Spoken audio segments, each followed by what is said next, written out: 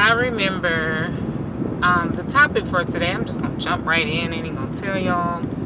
Okay, y'all know I like telling y'all stories and I like talking to y'all. I'm actually getting off on my way home. My day has ended, so I get my peaceful, quiet time riding home. So I'm gonna talk to you guys. But today's little video is gonna be about just encouraging you ladies, whether you're single, you're married, whatever. Just encouraging ladies and men. But one thing I've learned about when you're going through financial, mental, whatever, you know, you're going through, that's the time in your life where you kind of really gotta stay away from people that's not positive, people that's negative, dramified, gossip, messy, whatever. If ever before in your life when you're going through, you want a breakthrough, you have to isolate yourself and you have to tell God, like, look, it's me, like, I need you. I'll never forget, and y'all gonna get so many transparent moments with me talking and telling a little snippets of my life through different stories. I've been married twice, been divorced twice. So I remember the time, really my first marriage, when I've always been a go-getter. I've always been one who don't sit around. I don't wait on you to do anything for me. I kind of do what I need to do to take care of what I need to take care of by all means necessary, with it being legal. So when I got married young, you know, my parents passed when I was younger, so I was always mature. Like, I was always mature than the average young woman. Even my first boyfriend and my first time dating, I always dated up because just of how my maturity level was set up. I didn't really mingle with a whole lot of people my age because things that I want to do, they were not doing. Things I was interested in doing, they weren't trying to hear me. Honey, I was talking about life goals, situations. They was talking about finding boo and baes and boyfriends when I was growing up, and I really wasn't looking for that. Although I found that, but I found it like in my older grade when I was going to graduate. And I did end up dating an older man, fell in love. I didn't marry him because I moved. And when I moved, I got married. But when I got married, I'll just say this. I felt like I got married to my best friend. I'm not going to lie. We were always together. We always worked together. We did everything together. We always supported each other in the beginning. Until, you know, you learn the person and different situations start popping up in our marriage. And here I was being the good wife. And all this unnecessary stuff is popping up, from infidelity, unnecessary lies. And y'all, it's so funny how when people tell their story, it never has no underlying truth in it. But I'll say this, I think we've matured and now the truth has come out somehow, some way. At least I hope so. Either way, I don't care. But I'm saying this to free somebody. But when I got married for the right reason. I got married for love. And I'll never forget, I asked my husband one day, we was just riding, because back then I really didn't drive on my own. I always had to ride with him because, truth, y'all, I didn't start driving on my own until after I got married. I was a little scared, a little nervous, because I didn't have a parent to say, let me teach you how to drive. I kind of had to steal my cousin's car and teach myself how to drive, but I still wasn't sure I knew how to drive. But my husband took me pretty much everywhere. He took me to school. I'm talking about not high school, cosmetology school. Took me to school, took me to work. So my life began to revolve around my husband. And ladies, I ain't knocking those that have to do that. I'm not knocking those husbands that does all that and it works for them. That's not what I'm saying. Understand what I'm saying when I'm going to say this. Never put your life around people. Always live your life in a position where God can bless you to elevate and mold you into your purpose. Because I don't care how much you love a person, how long you've been together, you still need to hold on to your identity. You still need to hold on to, you know, things that make you happy. Your own set of friends. And I'm not talking about no women with no men friends either, and no men with no women friends. Because if you're married, let's just be honest, we older, we more mature. Y'all should be friending together if it's that way. But yeah, so got married. Long story short, my life was revolved around my husband up until I learned, like, I was really, really flummed like, everybody's like, your husband is cheating on you and all you doing is working and going to school, because I always was a go-getter. I ain't know no better. Like, I felt like I've never done nobody wrong. I ain't have no shade. I didn't have nothing in me to do nothing crazy. So I'm still so gullible. Like, no, that's my husband, that's my boo. Although I know in the beginning of our relationship there were many lies, I still was holding on and believing that we grew beyond that. So went on with the marriage, wanting to believe that it was gonna change, things was gonna get better, and lo and behold, you guys, I was the fool. Of course, things didn't get better, they got worse. So finally, when I get the intuition, or I get the note that my husband, or I get the sit down talk that my husband was getting ready to go to Iraq, I was like, what do I do now? Like, here's a woman that's married, not happy at this moment in my marriage, and we both knew this. Like, we both knew this because we had went through so many challenges and channels up until this point. But we went with them. We was going through them with such ease and no drama that it was almost unbelievable that we was actually getting ready to go through a divorce, because nobody believed it. They were like, divorce? Like, they're the best thing popping. They so cute together. They look good together. People even said we looked like sisters and brothers. My husband's a very attractive guy. He was a good guy.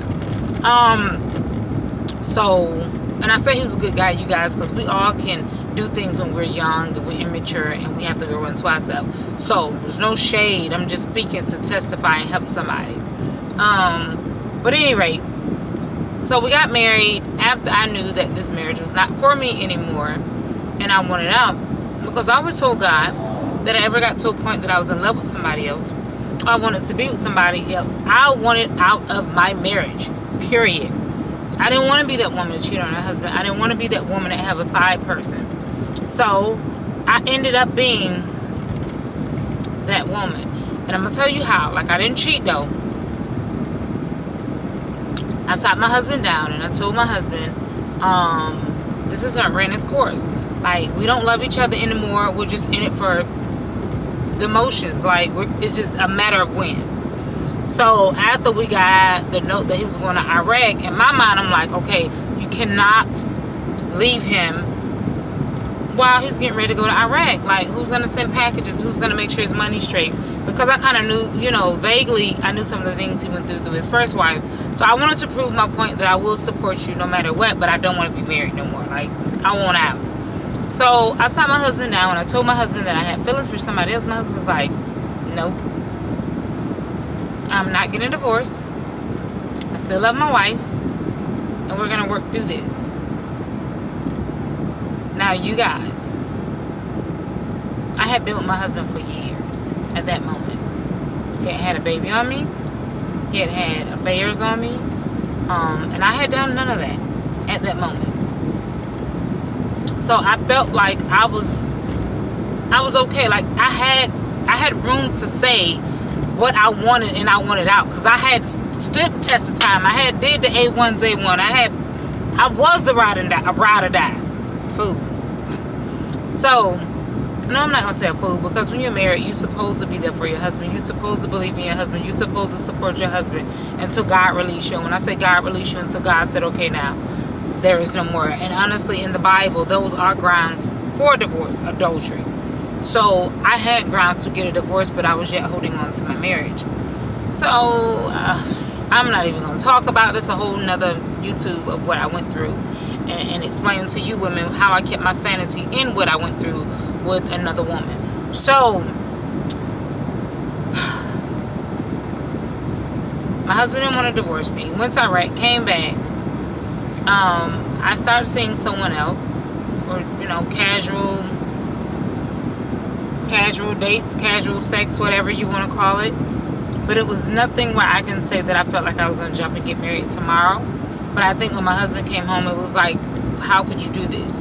Because in the midst of I'm not even going to say get back, because it wasn't get back.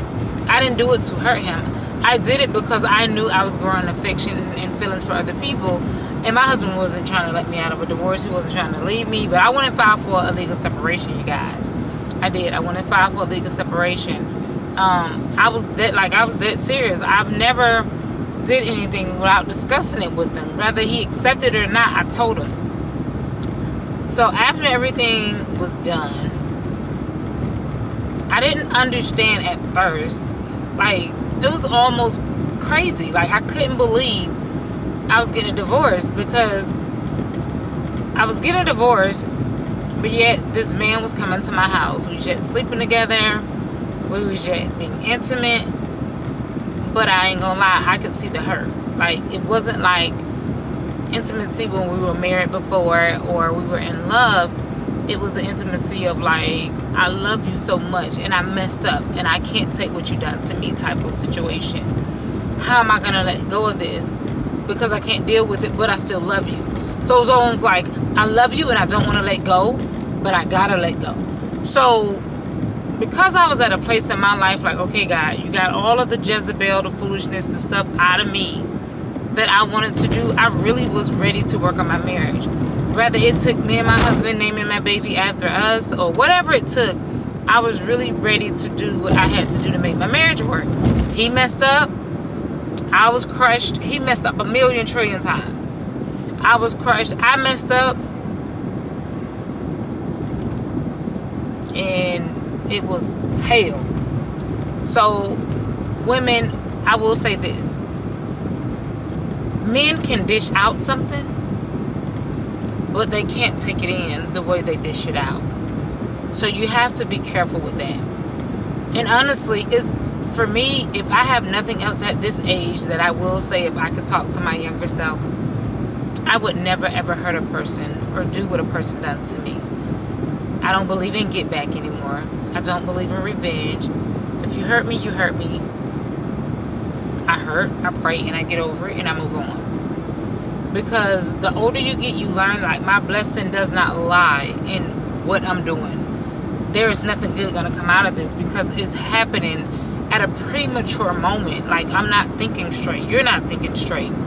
So, if you're going to act and do something to prove a point, the best thing to do is grow beyond the temptation. Grow beyond the other dude telling you you worth more. He right, you are worth more, but you don't need him to tell you that. Like, you know you're worth more.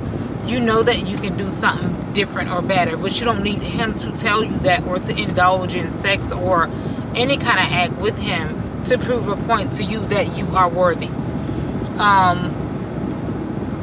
After all that, life was hell. It was hell. Of course, my husband went back to his old ways of having an affair and doing what he do. And I kind of knew, like, I'm going to tell you how crazy it is. No matter what I did and where I veered to. Because I believe in prayer and I know that God speaks to me. He had already showed me. Like, here I am still beating myself up after I've asked God to forgive me and my husband to forgive me. And if I knew my MySpace code, you guys, if I had the email where we basically talked through this thing, he was talking forgiveness. He wanted to work on his marriage. He wanted this. He wanted that. So I hurt, but I still hurt, and I felt his hurt because I don't know how he had a baby on me and was okay with it, because I was tore up. Like, even though I had already wanted a separation and wanted out, I still was tore up because I didn't want to do that to a person. Like, I didn't want to add fuel on top of a fire that we already had. So I was like, this is what he did to me. And I had to swallow this pill time and time and time again. But yet, I'm cast into the pit. So, gotta chew this up. I made this bed. I'm going to get my little pillow. I'm going to fluff it and I'm going to lay in it. And I did that. But when I tell you guys, when I went through my divorce, it was the hardest time ever. Because literally, you lose everything. A pastor once said that a divorce is worse than death, than losing somebody. Whew, he not lying. Because in a divorce, and you guys, the reason I can still cry about my first divorce is because nothing made me more bitter as a person than my first divorce. because I was a genuine good person. I still am, but I was genuinely good. I wouldn't say nothing bad to nobody. I didn't see no wrong in love. But it broke me to the core, and it taught me that you can be the best person in the game, and it doesn't mean that you're going to get what you put out. So when I got my divorce, when I tell you the enemy was hitting me at every end, from drama from this chick he was with, to just trying to make it as a single mom with no finances in the beginning. Nothing. It was all me. So here I was, big pregnant, 2 babies. And my only thing was God make a way. You took my marriage and I've lost materialistic stuff. But God, I still got my mind. So in the midst of that, and I'm sorry you guys, I didn't mean to be this long, but in the midst of that, me having my mind, I began to use some of my talents and my little strength that I had, and I said, girl, get your life together. Go get you a first, second, third, whatever many jobs you need. Get your own place, get on your feet, raise your children. Lose focus of what you're going through, because it's going to distract the children. It's going to distract their ability to learn. And I'm real big on education. I'm real big on kids growing up stable, because honestly, you guys, I had the craziest childhood on top of this that I already was going through. My parents died when I was young. So, life was just, it wasn't too kind to me growing up. But the older I got, I learned that I needed all of that for God to bring me to the point to understand that really all you need is me. You just got to bury yourself in me and let me help you with the pieces that you can't figure out. I got you. And the moment I really just began to say, you know what, Lord, I need you, and we're going to be good. Situation after situation after situation